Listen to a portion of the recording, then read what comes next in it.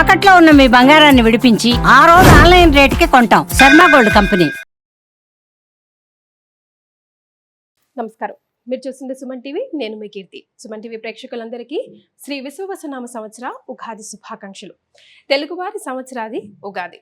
క్రోధి నామ సంవత్సరానికి tata bye by చెప్తూ కొత్త సంవత్సరానికి కొత్త ఆలోచనలతో ముందడుగు వేస్తున్నాం. పోయిన సంవత్సరం ఎన్నో విషయాల్లో ఒక ముందడుగు వేసుంటాం, కొన్నిసార్లు వెనకడుగు కూడా వేసుంటాం. అనుకున్న పనులు అనుకున్న సమయానికి కాకపోయిండొచ్చును. మరి అట్లీస్ట్ ఈ కొత్త సంవత్సరంలో మనందరికీ ద్వాదశ రాశుల వారందరికీ కూడా ఎలా ఉండబోతోంది, శ్రీ విశ్వవసు అంటే అర్థం ఏంటి, ద్వాదశ రాశుల వారికి ముఖ్యంగా మహిళలకి కూడా ఎలాంటి పరిహారాలు చేసుకుంటే బాగుంటుంది, సమయం అనుకూలించినప్పుడు ఇంకా సమయాన్ని మనకి మంచిగా తిరుగుబాటు చేసుకోవడానికి ఎలా ఉంటే బాగుంటుంది, ఇలాంటి విషయాలన్నీ మనకి తెలియజేయడానికి మనతో పాటు ప్రముఖ ఆస్ట్రాలజర్ బ్రహ్మశ్రీ నందిబట్ల శ్రీహరి శర్మ గురుగారు ఉన్నారు. నమస్తే గురుగారు. వాగర్థావివ సంపృక్తౌ వాగర్థ ప్రతిపత్తయే జగతః పితరౌ వందే పార్వతీ పరమేశ్వరౌ. సదాశివ సమారంభాం శంకరాచార్య మధ్యమాం అస్మదాచార్య పర్యంతం వందే గురు పరంపరాం. ఆదిత్యాయ చ సోమాయ మంగళాయ బుధాయ చ గురు శుక్ర శనిభ్యశ్చ రాహవే కేతవే నమః. శృంగేరి జగద్గురు పీఠాధిపతులకి, కంచి పీఠాధిపతులకి నమస్కారములు తెలియజేసుకుంటూ కార్యక్రమాన్ని ప్రారంభిద్దాం. అలాగే గురుగారు, శ్రీ విశ్వవసు నామ సంవత్సరం అంటున్నాం కదా, అంటే అర్థం ఏంటో? విశ్వావసు. విశ్వావసు అనగా విశ్వాసము కలిగినటువంటిది, నమ్మదగినటువంటిది అనేటువంటి అర్థంగా చెప్పవచ్చు. అంతేకాకుండా విశ్వావసు అనేటువంటిది గంధర్వరాజులలో ఒక రాజు. ఇతని పేరు మీదగానే వివాహం కాని అబ్బాయిలకి, ఆలస్యంగా వివాహం అవుతున్నటువంటి అబ్బాయిలకి ఈ యొక్క విశ్వావసు గంధర్వనామ మంత్రముతో కనుక జపము, తర్పణము, హోమము గనక చేస్తే త్వరితగతిన వివాహము జరిగి తీరుతుంది అని చెప్పి మనకు మంత్రశాస్త్రంలో చెప్పబడి ఉంది. గురుగారు, ఈ కొత్త సంవత్సరంలో మరి మిథున రాశిలో జన్మించిన వారికి ఎలా ఉంటుందో తెలియజేస్తారండి? ద్వాదశ రాశులలో భాగంగా మిథున రాశిలో జన్మించినటువంటి వారికి ఈ సంవత్సరం ఏ విధంగా ఉండబోతుందో క్లుప్తంగా తెలియజేసే ప్రయత్నం చేస్తాను. మిథున రాశిలో జన్మించినటువంటి వారికి ఈ సంవత్సరం ఆదాయం 14, వ్యయం 2, రాజ్యపూజ్యం 4, అవమానం 3. ఇక 12 నెలల పాటు అనగా వచ్చే సంవత్సరం మార్చి 19వ తారీఖు వరకు ఉన్నటువంటి సమయాన్ని 3 టైమ్ జోన్స్ లాగా డివైడ్ చేసుకొని ఏ టైం జోన్లో గ్రహాల యొక్క అనుగ్రహం బాగుంటుంది, ఆ సమయంలో ఎలా ఉండబోతుంది అనే విషయాల్ని తెలియజేసే ప్రయత్నం చేస్తాను. ఇక మార్చి 30వ తారీఖు నుంచి మే 14వ తారీఖు వరకు రాశిలోనే గురుని యొక్క సంచార ప్రభావం చూసినట్లయితే ప్రధానంగా గురుడు జన్మరాశిలోనే సంచారం చేస్తున్నటువంటి కారణం చేత విద్యార్థులు ప్రధానంగా బాగా కష్టపడితే తప్ప ఫలితములు పొందనటువంటి పరిస్థితి.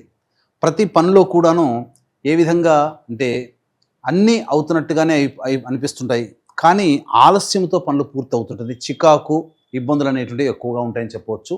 ఇక ప్రధానంగా శని భగవానుల వారిని కూడా చూసుకున్నట్లయితే మార్చి 29వ తారీఖు నుంచి జూలై 12వ తారీఖు వరకు మీన రాశిలోకి సంచార ప్రభావం, కంటక శని ప్రభావం అనేటువంటిది మిథున రాశి వారికి ఉండబోతుంది. ఈ కారణం చేత ఏమవుతుంది, చేస్తున్నటువంటి వృత్తి, ఉద్యోగ, వ్యాపారాల్లో కష్టములు ఎక్కువగా ఉంటుంటాయి. ఇంత కష్టపడి ఈ పని పూర్తి చేసేనా అన్న బాధే తప్ప ఫలితము ఖచ్చితంగా ఉంటుంది, కానీ సంతోషం మాత్రం ఉండదు. ప్రతి పనులలో కూడా ఆటంకములు ఈ శని ప్రభావంలో కూడా కలుగుతాయి. కాకపోతే ఇవి ఎక్కువ కాలం ఉండవనేటువంటి విషయాన్ని గమనించుకోవాలి ముఖ్యంగా. ఎందుకంటే శని భగవానుల వారు టైప్ 2 జోన్లో కనుక చూసుకున్నట్లయితే మే 14 నుంచి సెప్టెంబర్ 28 వరకు గురుడు కర్కాటక రాశిలో సంచారం చేస్తుంటాడు. ఈ కారణం చేత ధనపరమైనటువంటి సమస్యలు అన్నీ తీరిపోతాయి, ఏ ఇబ్బందులు అనేటువంటివి ఉండవు. ప్రధానంగా రావాల్సినటువంటి రాని బాకీలు వసూలవుతాయి. అలాగే ప్రతి పనులలో కూడా ధనార్జన సంపూర్ణంగా ఉన్నటువంటి కారణం చేత ఎంత శ్రమకైనా కానీ, కష్టపడైనా కానీ పనులను పూర్తి చేసుకుంటారు, ఆనందంగా జీవిస్తారని చెప్పవచ్చు. అదే సెప్టెంబర్ 28 నుంచి నవంబర్ 11వ తారీఖు వరకు కర్కాటకంలో వక్రీకరించినటువంటి గురు ప్రభావం చేత ఇటు జన్మ గురు ప్రభావ ఫలితాలను కూడా పొందడం. ఆ సమయం మాత్రం సెప్టెంబర్ 28 నుంచి నవంబర్ 12 మధ్య కాలం ఏదైతే ఉందో ఆ సమయం మాత్రం కాస్త కష్టముతో కూడుకున్నటువంటి ధనార్జన. మే 14వ తారీఖు వరకు ఇబ్బందికరంగా ఉంటుంది. మే 14 నుంచి సెప్టెంబర్ 28వ తారీఖు వరకు కూడా కర్కాటకంలో స్థితి పొంది ఉంటాడు. ప్రధానంగా ఈ సంబంధించినటువంటి స్థితి కనుక చూసుకున్నట్లయితే యోగదాయకం. మే 14 వరకు అనుకూలంగా లేని కారణం. ఇలా చూసుకున్నట్లయితే సెప్టెంబర్ 28 నుంచి నవంబర్ 12 మధ్య ఉన్నటువంటి కాలం మాత్రం ధనపరంగా కష్టం ఎదుర్కొని ధన ఫలితాన్ని పొందుతారు. చికాకులు ఎక్కువగా ఉంటాయి. మే 14 నుంచి సెప్టెంబర్ 28 వరకు మిథున రాశిలో సంచారం చేస్తున్నటువంటి కారణం చేత సమస్యలు ఉంటాయి, ధనము లభించదు. కానీ సెప్టెంబర్ 28 నుంచి నవంబర్ 12 వరకు అన్ని విధాలుగా అనుకూలంగా ఉంటుంది. ఇక్కడ నవంబర్ 12వ తారీఖున కర్కాటకంలో వక్రీకరించి డిసెంబర్ 26వ తారీఖు వరకు ఉన్నటువంటి సమయం కాబట్టి ఇటు కష్టపడుతూ ఫలితాన్ని పొందుతారు. కాబట్టి ఇది గురువు టైప్ 2 జోన్లో భాగంగా మీకు ఇచ్చేటువంటి యోగకాలం అని చెప్పవచ్చు. ఇక శని భగవానుల వారిని చూసుకున్నట్లయితే ప్రధానంగా మార్చి 29వ తారీఖు నుంచి జూలై 13వ తారీఖు వరకు మీనరాశిలోనే సంచారం చేస్తాడు. జూలై 13 నుంచి మీనరాశిలో వక్రీకరించి ఉంటాడు. తదనుగుణంగా ఏమవుతుంది, ఇటు నవమ స్థాన ఫలితాన్ని కూడా ఇవ్వబోతున్నాడు ఈ యొక్క మిథున రాశిలో జన్మించినటువంటి వారికి. ఇది ప్రధానంగా కీలకమైనటువంటి సమయం. ఇక్కడ జూలై 13 నుంచి అక్టోబర్ 9 వరకు తండ్రి గారి ఆరోగ్యం పట్ల శ్రద్ధ వహించాల్సినటువంటి పరిస్థితి. విదేశీ యానము, విదేశీ విద్యకు సంబంధించినటువంటి ప్రయత్నాలన్నీ కూడాను కొలిక్కి వస్తాయని చెప్పవచ్చు. ఇది ఈ సమయం.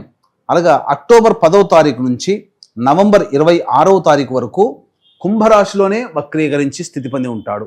ఇది ప్రధానంగా ఏమవుతుంది, అష్టమ శని ప్రభావాన్ని కూడా ఇస్తుంది. ఈ కాలం మాత్రం అక్టోబర్ 10 నుంచి నవంబర్ 26 మధ్య కాలం మాత్రం ఆరోగ్యం పట్ల శ్రద్ధ వహించాల్సినటువంటి పరిస్థితి. ముఖ్యంగా మీది సొంతము అని అనుకున్నటువంటిది ఏదైనా కానీ మీ నుంచి చేజారిపోయే అవకాశం ఉంది. అది వస్తువు కావచ్చు, వ్యక్తి కావచ్చు, ఇంకేదైనా కావచ్చు, ఆస్తి కావచ్చు. కాబట్టి అక్టోబర్ 10 నుంచి నవంబర్ 26వ తారీఖు వరకు ఉన్నటువంటి కాలం మాత్రం జాగ్రత్తలు పాటించాలి. ఇక టైప్ 3 జోన్లో కనుక చూసుకున్నట్లయితే డిసెంబర్ 27వ తారీఖు నుంచి వచ్చే సంవత్సరం మార్చి 14వ తారీఖు వరకు కూడా ఏం జరగబోతుంది, నవంబర్ 12 నుంచి డిసెంబర్ 27వ తారీఖు వరకు కర్కాటకంలోనే ఉంటాం. ఇక్కడ కర్కాటకంలో వక్రీకరించి ఉన్నాడు కదా నవంబర్ 12 వరకు. ప్రధానంగా ఈ నవంబర్ 12వ తారీఖు నుంచి డిసెంబర్ 27 వరకు కూడా కర్కాటకంలోనే ఉంటాడు. కానీ డిసెంబర్ 27వ తారీఖు నుంచి మార్చి 14వ తారీఖు వరకు మిథునంలో వక్రీకరించి ఉంటాడు. ఈ సమయంలో ఏమవుతుంది, తీర్థయాత్ర సందర్శన అవుతుంది. మఠాధిపతులు, పీఠాధిపతులు, కుల పెద్దలు, మత పెద్దలని సందర్శించే అవకాశం ఉంటుంది. అలాగే ఎక్కువగా ధనము ఈ సంబంధించినటువంటి ధర్మ కార్యక్రమాలకి, పూజాది కార్యక్రమాలకి లేదా సహాయ కార్యక్రమాలకి ధనము వెచ్చిస్తారు. మీ యొక్క సొమ్ము ఆ విధంగా ఖర్చు అవుతుంది. అనగా ధనము సద్వ్యయమే అవుతుంది. కాబట్టి ఏమాత్రం చింతించాల్సినటువంటి పని లేదు. ఇక టైప్ 3 జోన్లో భాగంగా నవంబర్ 26వ తారీఖు నుంచి జనవరి 9 వరకు మీనరాశిలోనే స్థితి పొంది ఉంటాడు. నవంబర్ 26 నుంచి జనవరి 20 వరకు శని భగవానుల వారు కుంభరాశిలో ఉంటారు. ఈ కారణం చేత ఏమవుతుంది, ప్రధానంగా ఈ సమయం కూడా ఆస్తికి సంబంధించినటువంటి విషయాలు నవంబర్ 26 నుంచి జనవరి 9 వరకు, వచ్చే సంవత్సరం జనవరి 9 వరకు ఆస్తికి సంబంధించినటువంటి విషయాల్లో ఎక్కువగా శ్రద్ధ పెట్టాల్సినటువంటి పరిస్థితి. ఇది ఒకటి ప్రధానంగా. జనవరి 10 నుంచి మార్చి 19 వరకు కూడా శని కంటక శని దోష ప్రభావాన్ని ఇస్తున్నాడు. కాబట్టి మిథున రాశి వారికి ఇటు గురువు కూడాను శని కూడాను కొంతకాలమే యోగిస్తున్నారు. చాలా సమయం అనుకూలంగా లేని కారణం చేత కొన్ని విపత్కర పరిస్థితులు అనేటువంటివి ఎదుర్కోక తప్పదు. ముఖ్యంగా విద్యార్థులు బాగా కష్టపడితే ఫలితాన్ని పొందుతారు. అయితే గుడ్డిలో మెల్లాన చందంగా వివాహం కావాల్సినటువంటి అబ్బాయిలకి అమ్మాయిలకి సంపూర్ణంగా వివాహం జరిగే అవకాశం ఉంటుంది. రాజకీయ రంగంలో ఎవరైతే ఉంటారో వాళ్ళు అనుచరులు సహాయ సహకారాలు అందివ్వకపోవడం వలన సమస్యలు అనేటువంటివి ఎదుర్కోక తప్పదు. అన్నిటికంటే ప్రధానంగా గమనించుకున్నట్లయితే ఈ యొక్క సంబంధించినటువంటి మిథున రాశిలో జన్మించినటువంటి సినీ కళారంగ ప్రముఖులు ఎవరైతే ఉంటారో వాళ్ళకి అవకాశాలు బాగా వస్తాయి. ధనం విషయంలో మాత్రం జాగ్రత్తలు పాటించండి. అందరినీ గుడ్డిగా నమ్మి మీరు ప్రాజెక్టులు చేపట్టినట్లయితే కొంత ధనాన్ని మోసపూరితంగా నష్టపోయే అవకాశాలు గోచరమవుతున్నాయని చెప్పవచ్చు. ఇక ప్రధానంగా ఫుడ్కు సంబంధించినటువంటి వ్యాపారస్తులు, ఎడ్యుకేషనల్ ఇన్స్టిట్యూషన్ నడిపేటువంటి వాళ్ళు, అలాగే పూజా ద్రవ్యంలకు సంబంధించినటువంటి వ్యాపారస్తులు, సిమెంట్, ఇసుక మరియు ఎడిబుల్ ఆయిల్స్, ఆటోమోటివ్ రంగంలో ఉన్నటువంటి వాళ్ళు, వీళ్ళందరూ తప్ప మిగతా అన్ని రకాల వ్యాపారస్తులకి సంపూర్ణంగా యోగదాయకంగా ఉంటుందని చెప్పవచ్చు. రైతులు ముఖ్యంగా 2 పంటల్లో లాభదాయకమైనటువంటి పరిస్థితిని పొందుతారు. ఇలా ఈ సంవత్సరం అంతా కూడాను శుభ అశుభ మిశ్రమ ఫలితంగానే ఎక్కువగా ఉంటుంది. ఆదాయము ఎంత ఉన్నప్పటికీ కూడా కష్టపడుతూ ఆదాయాన్ని పొందుతారు తప్ప సులువుగా ఆదాయాన్ని అయితే సంపాదించలేరు. అదొక్కడి గుర్తుపెట్టుకోండి. బాగా శ్రమ కోరిస్తేనే ఫలితాన్ని పొందుతారు అని చెప్పవచ్చు. గురుగారు, మరి మిథున రాశిలో జన్మించిన మహిళలకి ముఖ్యంగా శ్రీ విశ్వవసునామ సంవత్సరంలో ఎలా ఉంటుందో ఒక్కసారి తెలియజేయండి. ఇక ఈ మేషరాశిలో జన్మించినటువంటి మహిళలకి మాత్రం పెద్ద పీట అని చెప్పవచ్చు. మీకు గౌరవ మర్యాదలు పెరుగుతాయి. మీకు ఇంతకుముందు మిమ్మల్ని అవమానించిన వాళ్ళే మిమ్మల్ని చాలా గౌరవిస్తారు. కోల్పోయిన చోట దక్కించుకోవడం అంటే ఇదే అని చెప్పవచ్చు. కావున అన్ని విధాలుగా సహాయ సహకారాలు ఇతరులతో మంచిగా మెలగడం వల్ల పొందుతారు. అంతేకాకుండా సంతానం కాని మహిళలకి సంతానం కలుగుతుంది. అలాగే బాధ్యతలు అనేటువంటివి పెరుగుతాయి. ఈ బాధ్యతలు పెరగడం ద్వారా మీరు అనుకున్నటువంటిది సాధిస్తారు. అలాగే మీరు ప్రధానంగా ఈ యొక్క మిథున రాశిలో జన్మించినటువంటి మహిళలు వ్యాపారులైతే తప్పకుండా వ్యాపార విస్తరణ అనేటువంటిది చేస్తారు. తద్వారా మంచి ధనాదాయం అనేటువంటిది లభిస్తుంది అని చెప్పవచ్చు.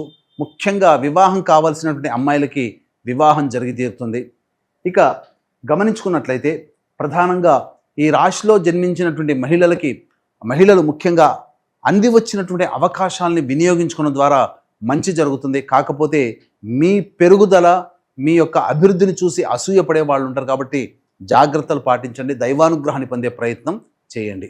సో మరి శ్రీ విశ్వవసునామ సంవత్సరంలో ఇంకా బాగా కలిసి రావాలంటే ఎలాంటి పరిహారాలు పాటించాలంటారు గురుగారు?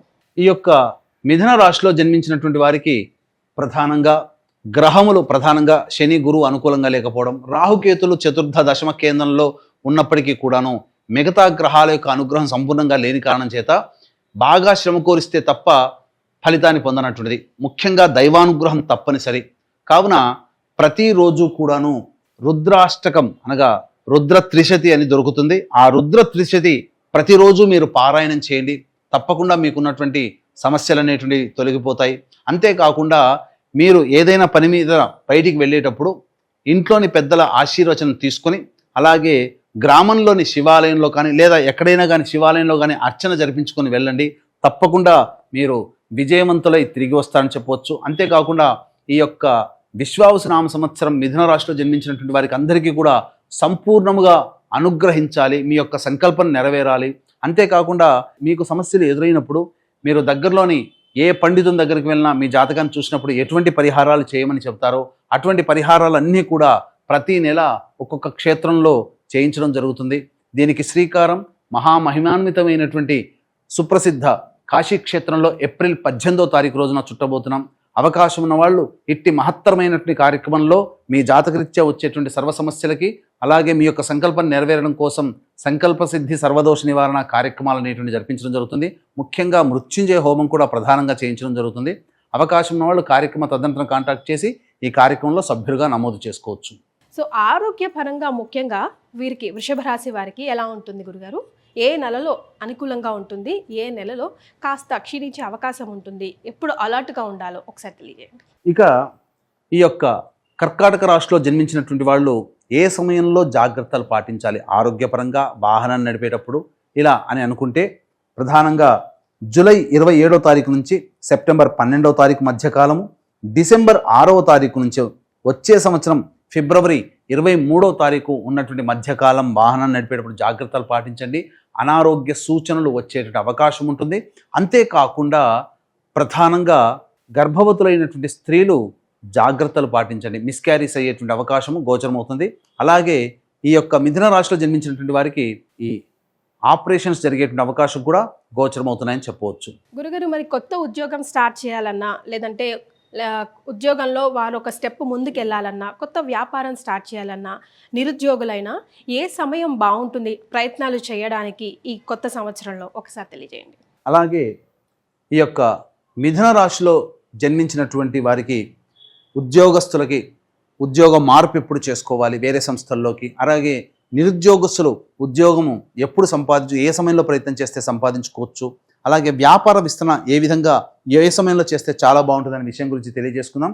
వాటికి మంచి సమయాలు ఆగస్టు 17 నుంచి సెప్టెంబర్ 16, అలాగే నవంబర్ 16 నుంచి డిసెంబర్ 15, అలాగే ఈ సంవత్సరం మార్చి 30 నుంచి ఏప్రిల్ 13వ తారీఖు వరకు ఉన్నటువంటి సమయం చాలా అనుకూలంగా ఉంటుంది. కాబట్టి ఉద్యోగ మార్పు, ఉద్యోగం పొందడం కోసం, వ్యాపార విస్తరణ కోసం చాలా అనుకూలమైనదిగా చెప్పవచ్చు. ఏతాబాతా చెప్పొచ్చేది ఏమిటంటే ఈ సంవత్సరం సాధారణమైనటువంటి ఫలితాలనే ఈ మిథున రాశిలో జన్మించినటువంటి వాళ్ళు పొందుతారు. కాబట్టి ఈ మిథున రాశిలో జన్మించినటువంటి వారికి సంకల్పం నెరవేరాలి. అలాగే మీకున్నటువంటి సమస్యలు నెరవేరడం కోసం ప్రతి నెల ఒక్కొక్క క్షేత్రంలో జరిగేటువంటి సంకల్ప సిద్ధి, సర్వదోష నివారణ పూజలు, హోమాల్లో మీరు సభ్యులుగా నమోదు చేసుకున్నట్లయితే తప్పకుండా దైవానుగ్రహాన్ని పొందిన వాళ్ళు అవుతారని చెప్పడంలో ఏమాత్రం సందేహం లేదని తెలియజేస్తూ సర్వం శ్రీ ఉమామహేశ్వర పరబ్రహ్మార్పణమస్తు. చాలా సంతోషం గురుగారు, ధన్యవాదాలు.